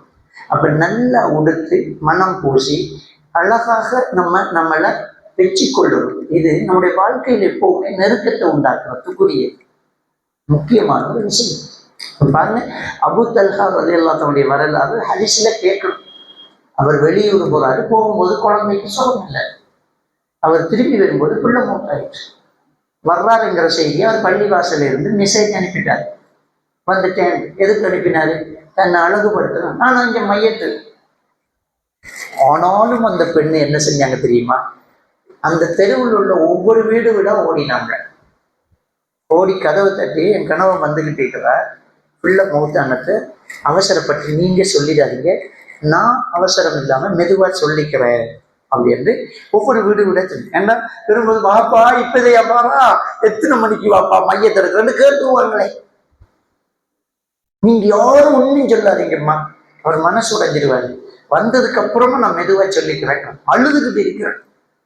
அழுகையை தொடச்சி முகத்தை மாத்தி வீட்டுக்குள்ளேயே இருந்து பிள்ளைய மூடி தூங்குற மாதிரி வச்சுப்பட்டு வந்தாலே முதல் கேட்டது கேள்வி, பிள்ளை எப்படி இருக்குமா? ஏன் போகும்போது சோகம் இல்லை. அவ ஒரு வார்த்தை சொன்னா, நிம்மதியா தூங்குதல்ல. அவ என்ன நினைவுல சொன்னா, மரணம் என்பதும் ஒரு நிம்மதியான தூக்கம். பொய் சொல்லல, அவ நிம்மதியா தூங்குது அப்படின்றோம்னா அவருடைய தேவையை அவர் நிறைவேற்றுவார். அப்புறம் அந்த மனைவி என்ன செய்யறாங்கன்னா, மெதுவா பேச்சை ஸ்டார்ட் பண்றான். என்னங்க, எனக்கு ஒரு சந்தேகம், சொல்லுடி. நம்மகிட்ட யாராவது ஒரு பொருளை இரவலுக்கு வச்சுக்கிட்டு இருக்க தந்துட்டு திடீர்னு அதை கேட்டா நம்ம இல்லைன்னு சொல்லலாமா? எப்படி இல்லைங்கிறது? கொடுக்க வேண்டியது தானே அப்படின்றாங்க. நான் கொடுத்துட்டேன்டா. என்ன சொல்றேன்டா? நம்ம பிள்ளைய அழுதுட்டா, எல்லாம் கேட்டான், கொடுத்து பிள்ளை மோட்டணும். அந்த மனுஷன் அழுவ. அப்ப அவருக்கு ஒரு மன உறுத்தல் இருந்துச்சு. ஐயோ, மையத்தை வச்சுக்கிட்டு இப்படி எல்லாம் இருந்துட்டோமே, ஓடி போய் ரசூலுல்லாஹி ஸல்லல்லாஹு அலைஹி வஸல்லம் இப்படி ஒரு தவறு நடந்து வச்சு. கரெக்டு தான், அந்த பெண்ணு நல்ல ஒரு மூமினான பெண்ணா இருந்திருக்கிறாங்க. மேக்சிமம் உங்களை ரொம்ப நல்லா வச்சிருந்துக்கிறவங்க அல்லாஹ் தாலா உங்களுக்கு ஒரு நல்ல வாரிசு தருவானாகன்னு துவா செய்யலாம். அப்ப இந்த ஹதீஸ்ல இருந்து நம்ம எடுக்கிற விஷயம் என்னன்னா, அப்படி இல்லாட்டி நம்ம கணவன் வீட்டுக்கு வரும்போது வீட்டில் இருக்கிற பிரச்சனைகளை கணவனுடைய நிலையை அறிந்ததுக்கு பிறகு கொடுக்கக்கூடியவர்களாக நம்ம மாறணும். பிள்ளை ஸ்கூலுக்கு போகாம இருப்பான், நம்ம அறிக்கை பண்ணா ரோட்டுக்கு போடுவோம். அவனுக்கு தெரியும் உமா ரோட்டுக்கு வர மாட்டாங்க, ஓடிடுவான் ரோட்டுக்கு. உமா ரோட்டுக்கு எல்லாம் வர மாட்டாங்க, பேச்சுக்கிட்டு இருப்போம், சரியான கடத்துல இருப்போம். சொல்லு கேட்க மாட்டேங்கிறான், அடங்க மாட்டேங்கிறான், கோபத்தோட விரட்டும், உங்க அப்பா விரட்டுண்டா அப்படின்ட்டு இருப்போம். அவர் வெளியில இருந்து வருவார், அவருக்கு 1008 டென்ஷனோட வருவார். கடையில் பிரச்சனை, செக்கு பிரச்சனை, கடன்காரம் பிரச்சனை, ஊர்பட்ட டென்ஷனோட வருவார். ஏன் வீட்டுக்கு வர ஒரு கணவன் அல்லாஹ் குர்ஆன்ல என்ன சொல்றான், நீ தஸ்குனை இல்லையாங்கிறான். ஆணு பெண்ணுங்கிற சோடியை ஏன் படைச்சேன் தெரியுமா? இந்த சோடி அந்த சோடியிடம் போய் நிம்மதி அடைகிறதுக்குங்கிறான். மனைவிக்கு கஷ்டம் இருந்தால் கணவன்கிட்ட போய் நிம்மதி, கணவனுக்கு கஷ்டம் இருந்தால் மனைவிக்கிட்ட போய் நிம்மதி. வெளியில் ஒரு ஆம்பளைக்கு 1008 டென்ஷன் இருந்தாலும் வீட்டுக்கு வந்தவொடனே எல்லாத்தையும் மறந்துடுவான். இவ்வளவு பெரிய பிரச்சனை இருக்கும். வீட்டுக்கு போனா அந்த போனை தூக்கி வச்சுட்டு அந்த பிள்ளைங்களை ஓடி வந்து பிடிச்சா, வைஃப் வந்து சிரிச்சா, ஏதாவது ஒரு தண்ணி கொடுத்தா, ஒரு வார்த்தை ஆறுதல் சொன்னா, ரிலாக்ஸ், கோடி பிரச்சனையும் புரியோ பேத்துரும். இதுக்கு தான் அல்ல இந்த திருமணத்தையே வச்சிருக்கிறான். மனசுக்கு நிம்மதி அங்கதான் இருக்குது. ஆனா இந்த வாழ்க்கை சரியா அமையாட்டி பிரச்சனையே இங்க வந்ததான் இருக்கு. சிலர் வீட்டுக்கே போக மாட்டேங்கிறான். பொருடா அவள் தூங்கு, அவள் முழிச்சுக்கிட்டு இருக்கும் போது போன பிரச்சனை. சில பெண்களுக்கு பிரச்சனையே மாப்பிள்ளை ஊட்ட வந்தாக்கா அவள் போனா அப்பாடா அப்பாடா, அவ்வளவு பெரிய தொல்லை அந்த ஆளு. அவர் பைக்கு சத்தம் கேட்டாலும் ஐயோ வாராது, ஐயோ வாராது, ஐயோ இதை எடுக்கல அதை எடுக்கல வந்தா சந்தோஷப்பட வேண்டியது. ஆனா ஐயோ நான் ஒரு போலீஸ் ஸ்டேஷனுக்கு இன்ஸ்பெக்டர் வந்தா கான்ஸ்டபிள் ஓடி தெரியுற மாதிரி ஓட்டம், ஐயோ அந்த சந்தோஷம் இருக்கிற அளவுக்கு அந்த ரிலேஷன்ஷிப் இருக்கணும். அப்ப பிள்ளை ஸ்கூலுக்கு போகல, அவர் வந்த உடனே வாங்கும், உங்க பிள்ளை செஞ்ச வேலையை பாருங்க, உங்க பிள்ளை அவ பிள்ளை இல்லை. நம்ம அப்படித்தானே, அவன் நல்லா கலாத்து ஓதுறான்டா, என் பிள்ளை எப்படி ஓதுறான், அப்ப அவ பிள்ளையா அந்த அளவு தள்ளி விட்டாச்சு. அவன் ஏதாவது கஷ்டப்படுத்திட்டான்னா உங்க பிள்ளைய பாருங்க, அப்ப அவ பிள்ளை இல்லையா தள்ளி விட்டாச்சு. நம்ம பிள்ளைன்னு சொன்னா என்ன, அவன் வரும்போதே வாங்க உங்க பிள்ளை செஞ்ச வேலையை பாருங்க, அவன் ஏற்கனவே கடுப்புல வாரான், கஸ்டமரோட முகையிட்டு வாரான். இந்த சூட்டை வச்சோன்னு பத்தொன்னு ஏன் எதுக்குன்னு கேட்க மாட்டான். அப்படியே போய் அவன் படுத்துக்கிட்டு இருந்த புட்டிச்சு தூக்கி பட்டார போட்டுருவான். ஏன் அடிச்சிங்கன்னு மறுவாக்க போனோம். இன்னும் நீங்க பிள்ளைக்கு மாட்டுக்கு அடிக்கிற மாதிரி அடிக்கிறேன்னு கேட்டா, மாட்டுக்கு அடிக்கிற மாதிரியா நமக்கு அடிச்சு காட்டுவான், எப்படி அடிக்கிறியா அப்படின்னு. இப்பதான் பிரச்சனை ஸ்டார்ட் ஆகுது. முதல்ல அவர் வந்தா முதல்ல அவரை முகத்தை பார்க்கணும், ஒரு ஹஸ்பண்ட் முகத்தை பார்க்கணும், அவர் நிலைமை பார்க்கணும். மூஞ்சே சரியில்லைன்னு நம்ம அவசர அவசரமா போய் உட்காருங்க, தண்ணி குடிக்கணும், கூலா ஏதாவது தரட்டுமா, டீ இருக்கா, உடனே சாப்பிட்றீங்களா, ஏதாவது தரட்டுமா, கொஞ்சம் வாஷ் பண்ணிட்டு வாங்க. என்னாச்சு ஒரு மாதிரியாக்கின்னு பக்கத்துல உட்கார்ந்து அவரை கஷ்டப்படுத்த ஆளாதாலும் இல்லை இன்னைக்கு ஒருத்தன் காசு தரல, செக்கு போகட்டும் விடுங்க, எல்லாம் கடந்து போகும், எல்லாம் நீங்க டென்ஷன் ஆகாதீங்க, நாங்க கூட இருந்தா தானே நம்ம திரும்ப அந்த காசை வசூல் பண்ண முடியும். கடன் இருந்தாலும் எப்படித்தான் டைமுக்கு தர மாட்டாங்க. நம்ம ஏதாவது ஏற்பாடு செய்வோம். நான் வேணும்னா என் மோதிரத்தை தரட்டுமா, வித்துட்டு எடுக்கிறீங்களா, வச்சுட்டு எடுக்கிறீங்களான்னு கேட்கக்கூடாது, வித்துட்டு எடுக்கிறீங்களா, இது ஒன்றும் பிரச்சனை இல்லை, எல்லாம் சரியாயிடும், ஒன்றும் பிரச்சனை இல்லை என்று அவரை கூல் பண்ணிட்டு அவர் நல்லா சாப்பிட்டு போதுதான் அவங்க பையனை கொஞ்சம் கூப்பிட்டு விசாரிங்க, எனக்கு அவன் அடங்க மாட்டேங்கிறான், இன்றைக்கு ஆள் ஸ்கூலுக்கு போகல, நீங்க தான் கொஞ்சம் ஆளை பேசி வைக்கணும் அப்படின்னு மெதுவா சொல்லணும். அப்பதான் அவன் மெதுவா ஹேண்டில் பண்ணுவான். நம்ம சூடாக்கி விட்டோம்னா பிள்ளைய அடிச்சு சாவடிச்சு போடுவான். அப்ப பிள்ளைகள் குழந்தை விஷயத்துல வீட்டில் நம்முடைய ஹஸ்பண்ட் கிட்ட இவ்வளவு நாசுக்காக நடக்க வேண்டி இருக்குது. இன்னொரு விஷயம் என்னன்னா, எப்பவுமே நாங்க மனசுல ஒரு விஷயத்தை மறைச்சி வச்சுக்கிட்டு பிஹேவியர்ல நடத்தையில கோபம் காட்டிக்கிட்டு இருக்கக்கூடாது. இதுதான் வாழ்க்கையில ஆகப்பெரிய ஒரு கஷ்டம். இப்போ உங்க கணவன் அவங்களோட பேசணும், அப்படி உட்காந்து என்ன என்ன சாப்பிட்றீங்களா, என்ன ஒரு மாதிரி என்ன விளக்கம்னு செய்ய சொல்றாங்க. ரெண்டு அவங்களுக்கு எப்படி இருக்கும்? வித்தியாசம் விளங்குமா இல்லையா? நமக்கு ஏதாவது ஒரு விஷயம் இருக்கும், அந்த விஷயத்தை வச்சுக்கிட்டு உடனே சண்டை பிடிக்கிறது ஒரு சில பெண்கள், ஒரு பேச்சு பேசாம இன்னொரு சில பெண்கள், இது அதை விட சித்திரவதை. அவங்களுக்கு வருவாரு, என்ன வேணும் லிஸ்ட் சொல்லுவாங்க, சரியில்லையே. அவருக்கு அந்த வித்தியாசம் விளங்கும். சாப்பிட்டீங்களா, சாப்பிட்டாச்சு. என்ன வீட்டுக்கு ஏதாவது வேணுமா, ஒண்ணு வேணும். பிள்ளைங்க சாப்பிட்டா, எல்லாம் சாப்பிட்டாங்க. இப்ப என்ன வேற என்ன? நீங்க கேட்டதுக்கு பதில் கரெக்டா வந்துட்டு தானே. எந்த கோர்ட்ல கேஸ் ஜெயிக்குமே, கரெக்டா பதில் வேணும். இவர் மீட்டர் முடிச்சு பார்ப்பார், மனநிலை எப்படி இருக்காங்க, கொஞ்சம் தண்ணி கொண்டாமா, தண்ணி வேணும். என்ன தண்ணி கேட்டீங்க, தண்ணி தந்துடுங்க. இன்னும் என்ன வேணும், எல்லாம் செய்யறத நான் அந்த வீட்டுல இருக்கிறேன். என்னடா இது, இப்படியே ஒரு கிழமை ஓடும், கண்டுபிடிக்க எல்லாமே இருக்கும். நம்மகிட்ட கவுன்சிலிங், இந்த ஃபெமினிக் கவுன்சிலிங் வந்து ஒருத்தன் சொல்றான், சார் இவளை கல்யாணம் முடிக்கிறதுக்கு முன்னே நான் சாத்திரம் படிச்சிருக்கணும், அவ என்ன நினைக்காங்கிறத நான் கண்டுபிடிக்கணும். சொல்ல மாட்டேங்கிறார், மனசுக்கே வச்சுக்கிட்டே மாச கணக்கில் இப்படியே இருந்தா நான் எப்படியே வாழ்க்கை சொல்லவே மாட்டேன். என்ன என்ன ஒண்ணு இப்படியே இருக்கிறது. சாப்பாட்டை வச்சுட்டு அவர் பக்கத்துல இருப்பார், தள்ளி நிக்கிற பிள்ளைகிட்ட பாப்பாவை சாப்பிட சொல்லி கொண்டு இவர்கிட்ட சொன்னா என்ன? அப்ப இப்படியே வாழ்ந்துகிட்டு இருந்தா எப்படி வாழ்றது? ஒரு நாளும் உடனே அள்ளி கொட்டி வந்தவர்கிட்ட பாஞ்சி கோபத்தை காட்டக்கூடாது. ஆறுதல அமைதியா வந்ததுக்கு அப்புறம் மெதுவா சொல்லணும். ஒண்ணுமே பேசாம இருந்துடவும் கூடாது, அது அதை விட மோசம். நமக்கு இருக்கிற பிரச்சனையை சொல்றோம். நான் எப்படி கேள்விப்பட்டேன், நான் இல்லாட்டி எப்படி நீங்க நடந்துருக்கீங்க, அந்த இடத்துல நீங்க எல்லாரும் முன்னாடி என்ன கிண்டல் பண்ணதை என்ன பிடிக்கல, நீங்க ஏன் அப்படி செஞ்சீங்க, எனக்கு எவ்வளவு வலி தெரியுமா, வாழ்க்கையில இனிமே அப்படி செய்யாதீங்க. சில நேரம் அம்மா வீட்டுல வச்சு எல்லாரையும் வச்சுக்கிட்டு ஜோக் அடிக்கிறது புருஷன் பொண்டாட்டி, அது கூடாது. நிறைய பேருக்கு அது தெரிகிறது இல்லை. சும்மா சொல்லியிருப்பாரு எல்லாருக்கும் முன்னாடி, இவவா சுபகுக்கு எழுப்பி கிளிப்பி முடிச்சா எழுப்பினதுதான் அப்படின்னு எல்லாரும் கொள்ள அடிச்சிருப்பாங்க, கேவலமா போயிட்டு. அப்படி இருந்தா கூட புருஷன் என்ன செய்யக்கூடாது, அதை வெளியில சொல்லக்கூடாது. அது வீட்டு பிரச்சனை. நல்ல புத்தி மோந்து வாங்க கொடுக்கறது இல்லை, அது நம்ம பிரச்சனை. அவர் சொல்லக்கூடாது, சொல்றது தப்பு. ஆனா அந்த தப்பை தப்பா ஹேண்டில் பண்ணக்கூடாது, தப்பை சரியா தான் ஹேண்டில் பண்ணணும்.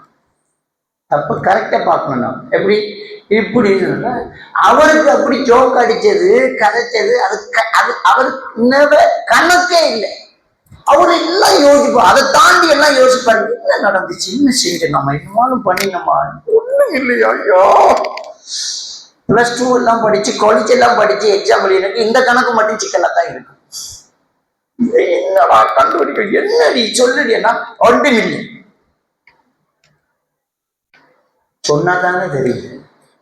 இப்படியே வாழக்கூடாது, மனசை கஷ்டப்படக்கூடாது. நம்ம ஹஸ்பண்ட், நம்ம பிள்ளைங்க, நாங்க பிள்ளைகள் இப்படி எல்லாம் நடக்கும்போது நம்ம ஒரு விஷயத்த மறந்துடுறோம். இப்படி எல்லாம் நம்ம நடக்கும்போது நம்ம பொண்ணு இதை பார்த்துக்கிட்டு இருக்கிறான், நாளை கல்யாணம் பண்ணி அவளும் அதே பிஹேவியர் தான் பார்க்கணும். அம்மா இப்படித்தான் விஷயத்த இப்படித்தான் எங்க அம்மா சால்வ் பண்ணுவா, அவளும் அப்படித்தான் இருப்பாள். நாளைக்கு சம்மந்தி ஃபோன் பண்ணுவா, அம்மா உங்க பிள்ளைய வந்து கூட்டிட்டு போய்த்துருங்க, என் மகனுக்கு ரொம்ப டேச்சர் கொடுத்துருக்கிறான். நம்ம கொடுத்த பயிற்சி தான் அது. நம்ம அந்த பிள்ளைகளுக்கு வாழ்க்கை எப்படிங்கிறத நாம தான் படம் காட்டணும். அப்படியே பிக்சரா காட்டும், இதுதான் லைஃப், இப்படிதான் ஹஸ்பண்ட் அண்ட் லைஃப், இதை காட்டணும்.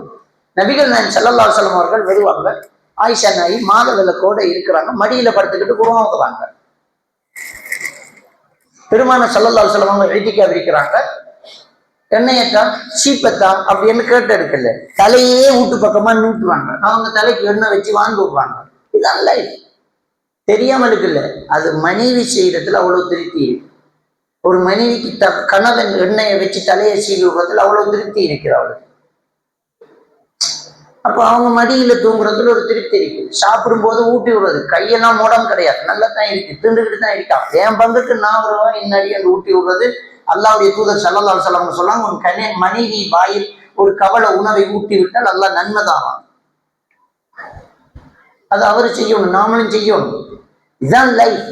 அப்போ ஒரு பிரச்சனைனா அது அவர்த்தையே சொல்றது, எனக்கு இது பிடிக்கல, சுத்தமா எனக்கு பிடிக்கல, நீங்க அவரத்தை வச்சு அப்படி கழிச்சது, நீங்க ஜோக்கா சொல்லிங்க, எல்லாரும் சிரிச்சாங்க தெரியுமா, ஏன் நீங்க அப்படி சொன்னீங்க, தயவு செஞ்சு ஓகே, லைஃப்லயே அது நடக்காது. இனி சாரி, என்னை மன்னிச்சுக்கோ, நான் என்னுடைய பழக்கத்துல அப்படி பேசிட்டேன், ஒல்லாய் இனி நடக்காது. அதோட கதை முடிஞ்சு, விஷயம் முடிஞ்சுதானே. இனி வாழ போற காலங்கள் அது நடக்காது. நடந்து முடிஞ்சதை திருப்பி கோல் பண்ண முடியாது. அது போயிட்டு இனிமே நடக்காம பார்த்துக்கிட்டாச்சு. இதுக்கு போய் ஒரு கிழமை நம்ம இப்படியே வாழ வேண்டிய அவசியம் இல்லையே. அப்ப ரொம்ப ஒரு நிதானமாக நாங்க என்ன செய்யணும், வாழணும். அப்ப ஹஸ்பண்ட் அண்ட் ஒய்ஃப்ங்கிறது குடும்ப வாழ்க்கையில அல்லாஹ் ஆடைய உதாரணம் சொல்லிக்கணும். அந்த பிரச்சனைகளை இப்படித்தான் நாங்க என்ன செய்யணும், அணுகிட்டு அதுக்கு முகம் கொடுத்துக்கிட்டு ஃபேஸ் பண்ணிக்கிட்டு வாழ்ந்துக்கிட்டு போக வேண்டிய கட்டாய கடமை இருக்குது. நேரம் போறதுனால இன்னொரு விஷயத்தை நம்ம சொல்லிக்கிறோம். எப்பவுமே ஹஸ்பண்ட் அண்ட் ஒய்ஃபுக்குள்ள ஒரு முக்கியமான ஒரு விஷயத்தை பார்க்கணும். என்னென்றால், நம்ம ஆடையை எல்லாம் உதாரணம் சொல்லலாம். என்னுடைய ஆடையில நான் ஒரு அழகான ஒரு பெண் ஒன்று குத்தினா என்னுடைய ஆடைக்கு இன்னும் மதிக்கும். இதுல ஒரு பெண்ணை குத்தினா என்னுடைய ஆடைக்கு இன்னொரு மதிக்கும். நீங்க ஒரு அழகான ஒரு கிளிப் கொண்டு போட்டுருவீங்க, அந்த சோல் விலக அமைக்கிறதுக்கு ஒரு கிளிப், அது சும்மா ஒரு ஊசியை மறைமுகமா குத்தாம வெளியில ஒரு பட்டர்ஃப்ளை, ஒரு பூ, அது இன்னும் கொஞ்சம் அடியே தூக்கி விடுது, உண்டா இல்லையா? இப்ப கணவன் மனைவி என்கிறவங்க எப்படி வாழணும்னா, கணவனை நேசிச்சா கணவன் யாரையெல்லாம் நேசிக்கிறாங்களோ அவங்களையும் சேர்த்து நேசிக்கணும். வழங்கிட்டா? கணவன் நேசிக்கிறதா அவனுக்கு உம்மா மேல பாப்பா மேல ஒரு மரியாதையும் ஒரு அன்பும் இருக்கிறதா, அந்த அன்பையும் மிஸ் பண்ணக்கூடாது. விளங்கிட்டா? நமக்கு சில நேரம் மாமியாக்கு நமக்கு இடையில பிரச்சனை இருக்கும். விளங்கிட்டா? நமக்கு மாமியா, ஆனா அவனுக்கு உம்மா. வந்தவர்கிட்ட உங்க உம்மா வந்தாங்க அப்படின்னு சொல்லாம எங்க மாமி வந்தாங்க அப்படின்னு சொல்லணும். விளங்கிட்டா? நம்மிட ரெண்டு சேர்த்து சொல்லணும். அதுக்கு என்ன செய்யுது, அவருக்கு விஷயம் பேசிட்டாங்க, நம்ம கண்ணு கலங்கிரிக்கும், வந்து என்னாச்சு அப்படின்னு கேட்பாரு. கேட்டோன்னா உம்மா நாய் கொலைக்கிற மாதிரி கொலைச்சு போட்டு போறான், நாய் கத்துற மாதிரி கத்தி போட்டு போறான். இப்பாவது நாய் போட்ட குட்டி தானே, அந்த நாய்க்குட்டி நம்மளை கடிச்சு கொலை பண்ணிட்டு அப்படி சொல்லக்கூடாது. நாம என்ன சொல்லணும்னா, ஒண்ணுமில்லை எங்கணும், என்னடி கண்ணு கலங்கிரிக்கு என்னாச்சு என்னன்னு, ஒண்ணுமில்லை எங்க மாமி அதான் அவங்க உம்மா வந்தாங்க, அவங்களுக்கு வயசு போச்சு, அவங்களுக்கு விலங்கலை கேச்சிட்டு போயிட்டாங்க, விடுங்க என்றோம். அப்பதான் அவன் அதுக்கு ட்ரீட்மெண்ட் செய்வான், ஆக்ஷன் அப்பதான் எடுப்பான். இப்படி சொன்னா ஆக்ஷன் எடுக்க மாட்டான். அவனுக்கு விளங்கும், ஆஹா நம்ம வைஃப் இதையெல்லாம் மறைக்க பாக்குறாவே, வேணாம் விடுங்க, ஒன்றும் பேசிடாதீங்க அவங்க அம்மா கிட்ட. அதை எப்படி பேசிப்பட்ட நாட்கள் இருந்துட்டாங்க, தான் 4 பேர் பார்த்துட்டாங்க, ஒன்றும் பிரச்சனை இல்லை, என்ன செய்யுறேன், அவள் வயசானவ, அவட சுத்திக்கு அவள் பேசிட்டாங்க, நீங்க ஒன்றும் பேசிடாதீங்க, நான் அதை பார்த்துக்கிறேன், என்னென்றாலும் நம்மளோட உண்மை தானே, நம்மளோட உண்மை தானே அப்படின்னா நம்மளோட விஷயமாக அதை அவர் எடுப்பாரா, தப்பு அப்படின்னு எடுத்துரு. அப்ப அதுக்குரிய சரியான ரியாக்ஷன் அங்க வெறும், இல்லாட்டி வராது. இது ஒரு முக்கியமான ஒரு விடயம். அடுத்தது, அவரு நேசிக்கிறோம், உம்மாவை நேசிக்கிறாங்க, பாப்பாவை நேசிக்கிறாங்கன்னு நம்ம, அவர் எப்பயும் உம்மாக்கு சாரி எடுத்து கொடுப்பாங்க, பாப்பாக்கு சட்டை எடுத்து கொடுப்பாங்க, வேட்டி எடுத்து கொடுப்பாங்க, பிறநாள் வந்து செய்வாங்க தான். அவர் பணம் அவர் செய்வார், நம்ம பேசாம இருக்கக்கூடாது. நம்ம பங்குக்கு ஒரு வேலை செய்யணும். என்ன செய்யணும் தெரியுமா? நாள் நெருங்கிக்கிட்டு இருக்குது, பெருநாள் நெருங்குது, அம்மாக்கு சாரி எடுக்கணுமே, பாப்பாவுக்கு நல்ல வேட்டி எடுத்து கொடுக்கணும், மற்ற பசங்களை விட நீங்க எடுத்து கொடுக்கறது கூடி இருக்கணும், வாங்க போகணும், உங்க பாப்பாவுக்கு நல்ல சட்டையை எடுக்கணும், 4 சட்டையை கொண்டு காட்டி அவரை ட்ரேஸ் பண்ண வைங்க, சும்மா உங்க பாட்டு கொண்டு எடுக்காதீங்க, அவருக்கு ஆசை இருக்கும் இல்லை, திடீரென்று ஒரு இறக்கம் காட்டுவார், அப்ப அவன் நம்ம மேல ரொம்ப பாசம் அறிவான். சரியா? எப்படி இருக்கக்கூடாது? ஒரு பொம்பளை புருஷன்ட்டு சொல்லிக்கலாம், ரெடியாங்க வாங்க போகும். எதுக்கு? உங்க உமாக்கு சாரி எடுக்கத்தான். என் உமா மேல திடீர்னு ஒரு பாசம் வந்துட்டு அங்க போனா அங்க கடையில போட்டு இருக்குது 10,000 ரூபாய்க்கு சாமான் எடுத்தா ஒரு சாரி இலவசம் என்று போட்டு, அந்த இலவசம் தான் அந்த அம்மா 10,000 ரூபாய் எனக்கு. அப்படி இருக்கக்கூடாது. கரெக்டா அந்த பாசத்தை காட்டக்கூடியவங்களா இருக்கணும். இன்னொரு விஷயம் நம்ம முக்கியமா இந்த குடும்ப வாழ்க்கை விஷயத்துல நம்ம பேசணும். அம்மாக்கள் எப்படி இருக்கணும்? அம்மாக்கள், நமக்கும் பொண்ணு இருக்கு, நம்ம பொண்ணும் கல்யாணம் முடிக்குது, விளங்கிட்டா? அம்மாக்கள் எப்படி இருக்கணும்னா, கல்யாணம் முடிச்சு கொடுத்ததுக்கு அப்புறம் பிள்ளைகள் விஷயத்துல தலையிடக்கூடாது. பையனுக்கு கல்யாணம் முடிச்சு கொடுத்துட்டோம்னா எங்க போற? அவன் போவான். அவனை சுயமா பறக்க விட்டிருக்கு.